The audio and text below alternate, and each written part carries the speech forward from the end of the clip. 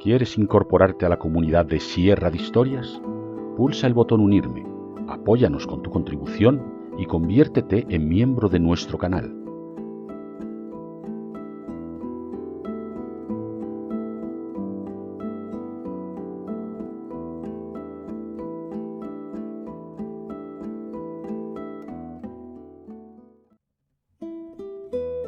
Sierra de Historias, con Alberto Garín. En 1755, el rey Fernando VI ordenó la creación del Real Jardín Botánico, que sería trasladado por su hermano Carlos III en 1781 a su emplazamiento actual, en el Paseo del Prado y junto al que estaba llamado a ser Museo de Ciencias Naturales, pero que en la actual es la principal pinacoteca de Madrid, el Museo del Prado. La idea de estos reales jardines botánicos era crear una colección lo más notable posible de todas las plantas que eran capaces de reunir de diferentes partes del mundo. Nos puede parecer una buena idea si consideramos que lo que buscaban de esta manera era poder experimentar y buscar nuevas utilidades a esa diversidad de plantas, de modo que podían ser aprovechadas y así el gran imperio hispano podía nutrir con esas plantas de diferentes lugares cuestiones de, sobre todo, farmacia, higiene, salud y demás. Pero en realidad, si nos paramos a estudiar en detenimiento qué es lo que se hizo en ese Real Jardín Botánico durante el siglo XVIII, pero además qué es lo que se está haciendo en la actualidad, podemos observar que prima el jardín de prestigio frente al jardín de investigación. Es decir, que el empeño final de estos reyes ilustrados pasaba más por demostrar que eran capaces de reunir la colección más importante del mundo, en clara competición con los otros monarcas europeos, antes que poner en marcha una efectiva industria vinculada a todas estas plantas. ¿Por qué estamos pensando que esta es la opción de los reyes ilustrados? Porque al final la principal preocupación de estos reyes no era tanto la búsqueda de esa supuesta solución racional, que es como siempre tratamos de ver ese mundo ilustrado, sino sencillamente la obtención de esa cantidad máxima de prestigio que hiciera de ellos los reyes más destacados de su tiempo.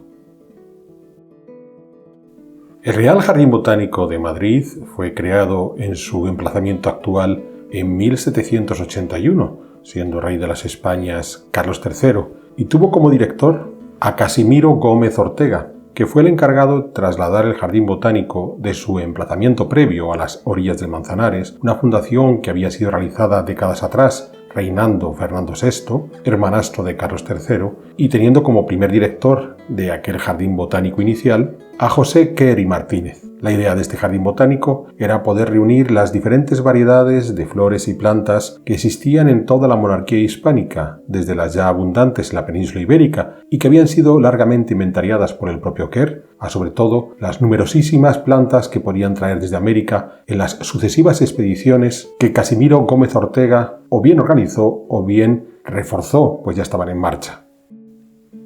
El resultado fue un hermoso jardín, hoy en el centro de Madrid, donde podemos ver hasta 5.500 especies diferentes, en una institución integrada en el Consejo Superior de Investigaciones Científicas, que aquí, dentro del Jardín Botánico, aún en la actualidad, sigue desarrollando investigaciones vinculadas a toda esta gran variedad vegetal que ha venido recogiéndose, insisto, desde la segunda mitad del siglo XVIII. O al menos, esta es la idea con la que, por lo general, solemos abordar el Jardín Botánico cuando nos lo presentan por primera vez. En realidad, el hecho de reunir plantas diferentes no es algo que hemos de situar en esta segunda mitad del siglo XVIII vinculado a los reyes ilustrados.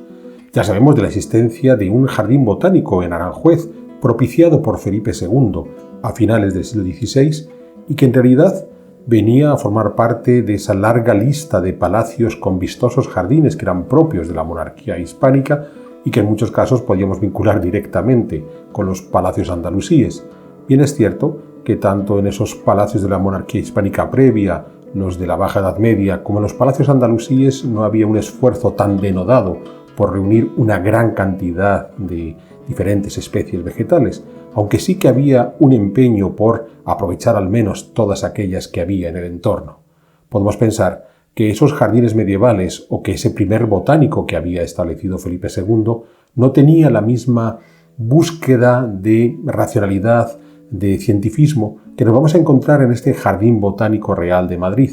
Pero aquí es uno de los elementos a destacar. Si bien es cierto que, como acabamos de explicar, la principal idea que había detrás de la creación de este Real Jardín Botánico era establecer un centro de acopio y investigación sobre las variedades vegetales de todo el Imperio hispano,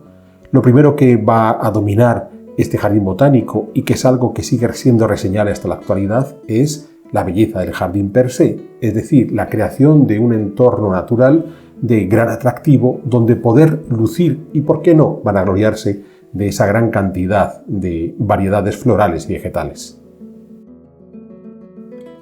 Y es que en ese sentido hemos de tener muy claro que el monarca que auspició esta creación definitiva del Real Jardín Botánico, Carlos III, monarca ilustrado por antonomasia en la historia de España, si algo fue singular en su reinado fue el empecinamiento por llevar a cabo gigantescas obras públicas que en principio tenían una clara función para el bienestar social, pero que a la larga solo han redundado para engrandecer la imagen de este rey. Y pensemos en el Canal de Castilla, al que ya le hemos dedicado una sierra de historias.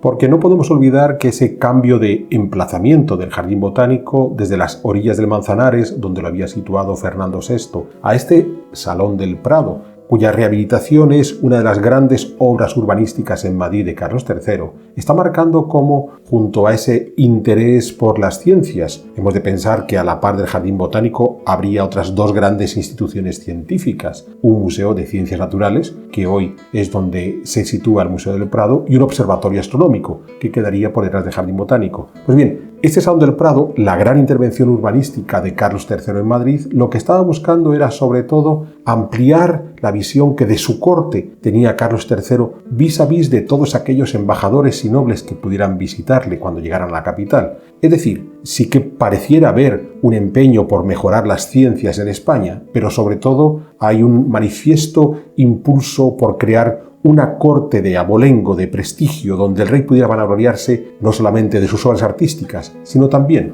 de sus actividades científicas. En este sentido, los madrileños son afortunados, pues más allá de ese valor científico que quiso establecerse en el Real Jardín Botánico, lo que sí que consiguió fue crear un jardín realmente hermoso, que además fue potenciando ese carácter de espacio de paseo y recreo a medida que avanzaba el siglo XIX, y algunos de los parterres, que tenían una disposición entre comillas más científica, fueron generando espacios sencillamente de deleite para los madrileños que querían pasear por este sector. Y ojo, que hoy el Jardín Botánico es más pequeño de lo que fue en su día, pues perdió buena parte de su extensión cuando, por el lado sur, perdió al menos un tercio de su extensión a finales del siglo XIX, cuando en este sector se colocó el actual Ministerio de Agricultura y se habilitó la Cuesta de los Libreros, la actual cuesta de Claudio Boyano.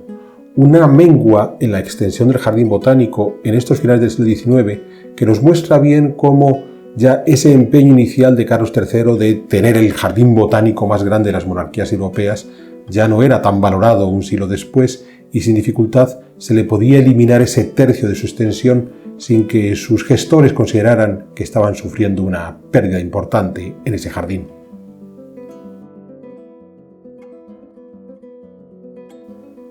Para el diseño de su nuevo jardín botánico, Carlos III contó con los mejores arquitectos de su época. El proyecto inicial fue firmado por el arquitecto real Sabatini, a quien posiblemente podemos atribuir la puerta principal que mira al Paseo del Prado. Pero la conclusión de la obra fue desarrollada por Juan de Villanueva,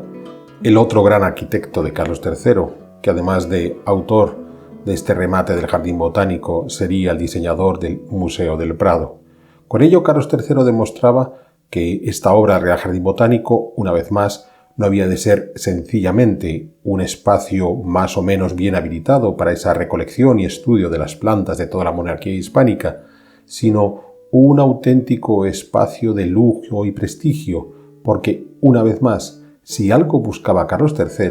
era demostrar que era capaz de convertirse en el monarca europeo con la colección botánica más grande del mundo, que a su vez habría de estar exhibiéndose en uno de los espacios más solemnes que se habían creado nunca para esa exposición de esa gigantesca colección del Jardín Botánico. Por supuesto, el Jardín Botánico requería de ciertas soluciones ingenieriles, la más importante, cómo regar la totalidad del jardín. Y dado que éste se había dispuesto en una superposición de 3 terrazas artificiales, en la parte superior se va a colocar una gran piscina que es la que va a servir como reserva para poder regar la totalidad del jardín. A su vez, se habilitó un primer invernadero en uno de los pabellones que hoy ha sido sustituido por la llamada estufa, que ya está acondicionada con técnicas más contemporáneas para la conservación de aquellas plantas que no son capaces de aguantar los rigores del invierno madrileño. Unas instalaciones que fueron enriqueciéndose con el paso del tiempo según las necesidades de las plantas iban exigiendo nuevos sistemas, como por ejemplo los hermosos emparrados que podemos ver hoy, y donde en el futuro espera el Jardín Botánico poder exhibir las diferentes variedades de uva que se cultivan en la actualidad en la península ibérica. Hemos de entender en ese sentido que el Jardín Botánico ha sido una institución viva, es decir, que no se quedó anclado en el proyecto final que había realizado Juan de Villanueva para Carlos III, sino que según han ido transcurriendo las décadas y los siglos, han ido habilitándose o reacondicionándose los espacios primitivos para poder no solamente seguir manteniendo el espíritu de conservación de la gran colección botánica, sino sobre todo generar nuevos espacios donde poder mejorar la experiencia de los visitantes que recorren el Jardín Botánico o incluso hacer uso de este Jardín Botánico para otras actividades que busquen este marco hermoso del botánico para llevar a cabo esas actividades.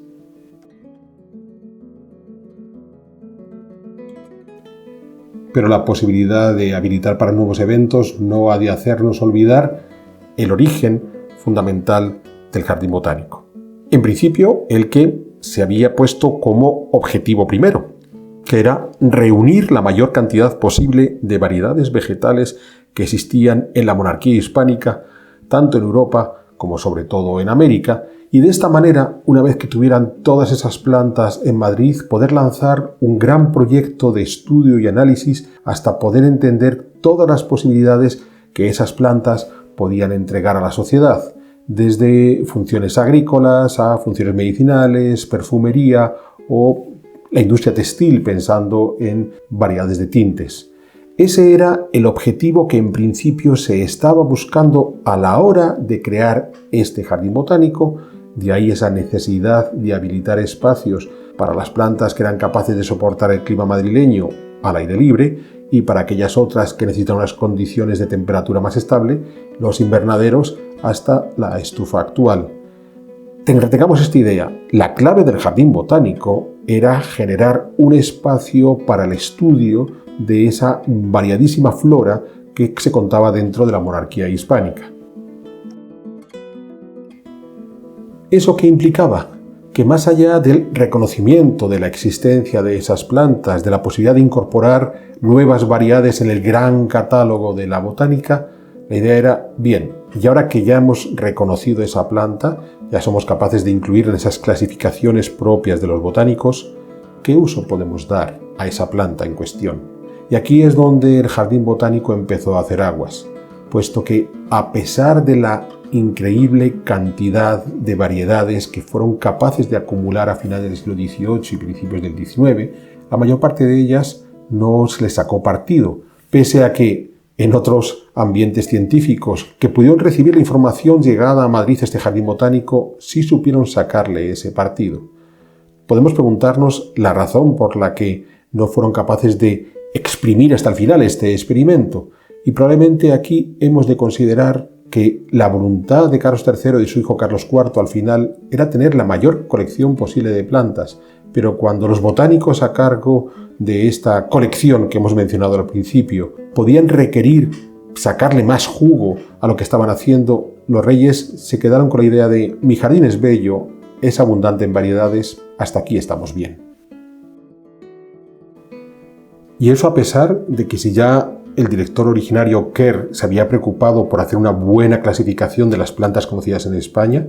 en el caso de Casimiro Gómez Ortega, que propició o avaló buena parte de las expediciones botánicas a América, tenía muy claro en su mente que uno de los grandes aportes que se podían lograr de ese estudio sistemático de la botánica americana era la obtención en especial de plantas medicinales, siendo la quina una de las que mayor interés despertaba entre estos estudiosos de la botánica. Pero el buen espíritu que tenían los directores del Botánico casó mal con las políticas reales que los ilustrados, los monarcas ilustrados, querían llevar a cabo.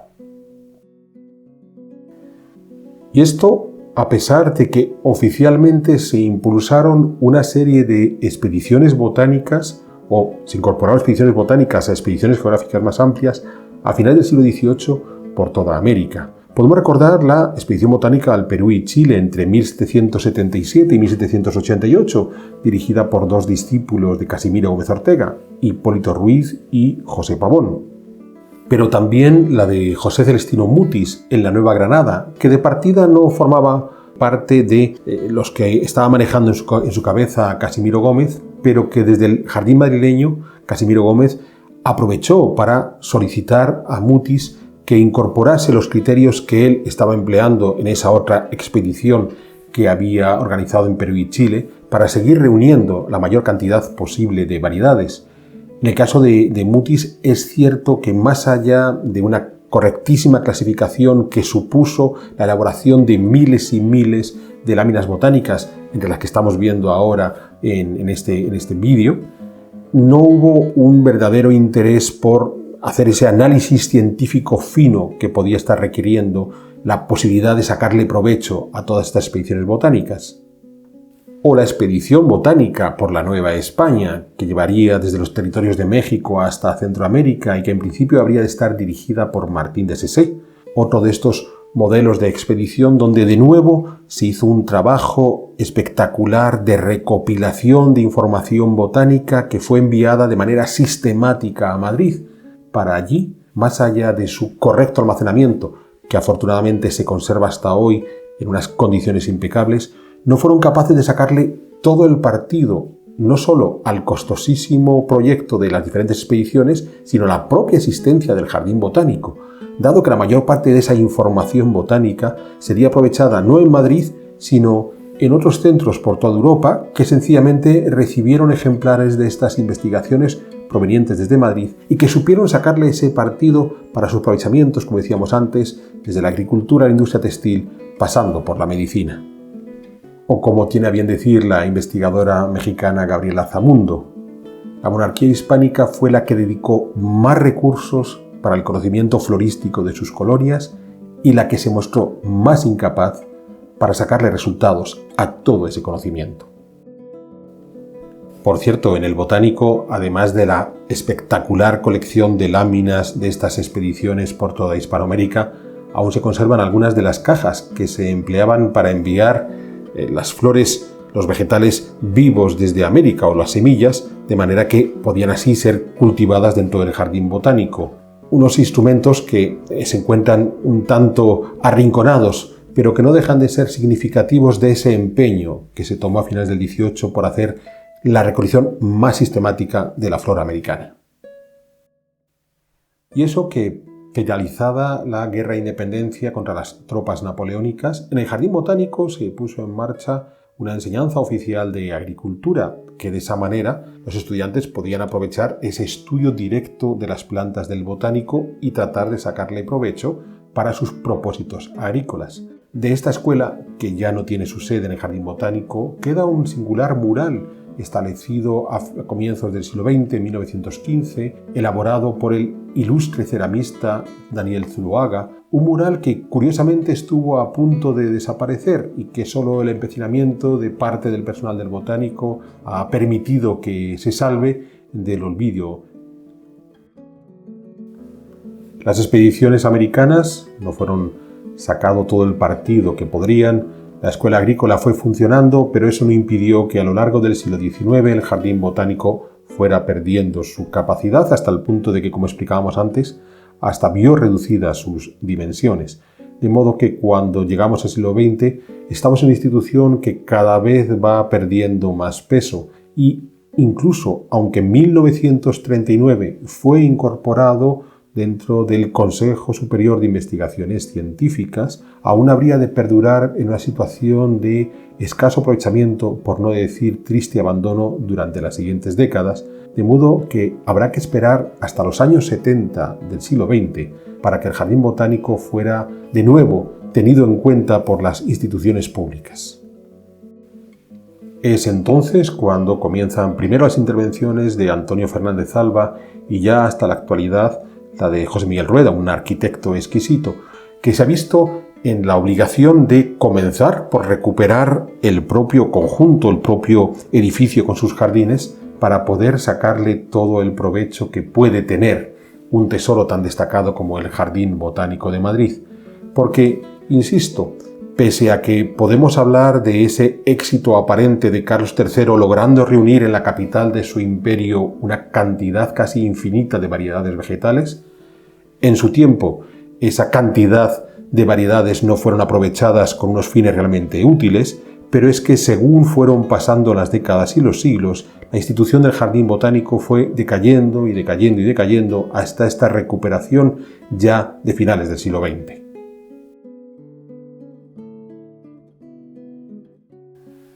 Y es cierto que en esa recuperación el equipo de investigadores asociados al CSIC están haciendo una labor interesante, no solamente en el hecho de querer seguir aprovechando los conocimientos adquiridos por el botánico en el pasado, comenzando por las expediciones americanas, investigando sobre botánica en la actualidad o generando una biblioteca de divulgación altamente interesante, puesto que cualquier interesado en botánica va a encontrar allí desde las publicaciones históricas a las más recientes.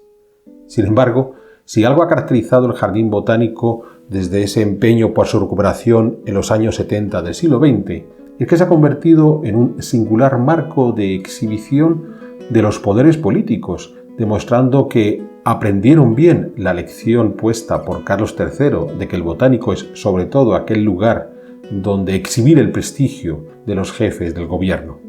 El mejor ejemplo es el Jardín de los Bonsáis. Nace del empeño de un presidente del gobierno, Felipe González, de los años 80-90 del siglo XX, por coleccionar él mismo bonsáis, por dedicarse al cultivo de bonsáis y coleccionarlos, y en un momento dado entregar su colección al Jardín Botánico, una entrega que en su momento hizo ganar cierta fama a este Jardín Botánico y que hoy se ha convertido en uno de sus objetos de exhibición más populares entre los visitantes. De nuevo, es indudable la belleza de esta colección de bonsáis. A la de Felipe González se han venido a añadir otros ejemplares, en algunos casos donados por el gobierno de Japón, pero lo llamativo es que no era una de las funciones que había de cumplir el Jardín Botánico.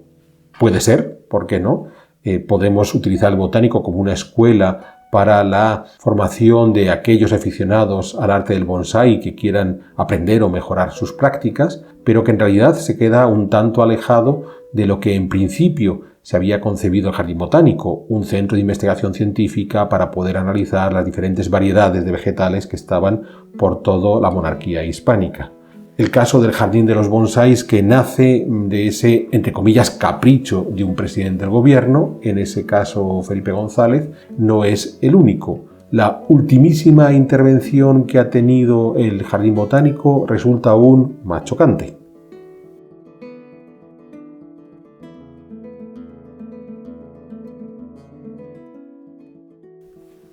Y curiosamente sin abandonar el mundo oriental, puesto que se ha creado un jardín japonés minimalista con toneladas de cenizas emitidas por la erupción del volcán de La Palma en 2021. Entonces se ha habilitado este jardín en conmemoración de ese evento,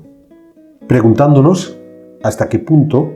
dada la cantidad de problemas surgidos por esa erupción y la necesidad de apoyo que tenían los habitantes de La Palma para poder resolver su vida cotidiana tras la erupción, hasta qué punto la habilitación de este jardín japonés minimalista dentro del Jardín Botánico de Madrid venía a dar algún tipo de solución, o si sencillamente estábamos jugando una vez más a utilizar el Jardín Botánico como exuberante escenario para que los políticos puedan mostrar una buena dosis de prestigio. En definitiva,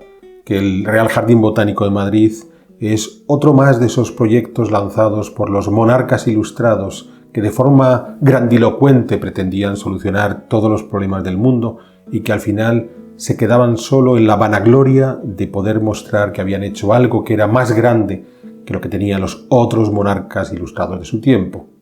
Es cierto que en la actualidad, afortunadamente, en el Jardín Botánico es posible realizar investigaciones e incluso hay material para otras muchas que se podrán llevar a cabo en el futuro.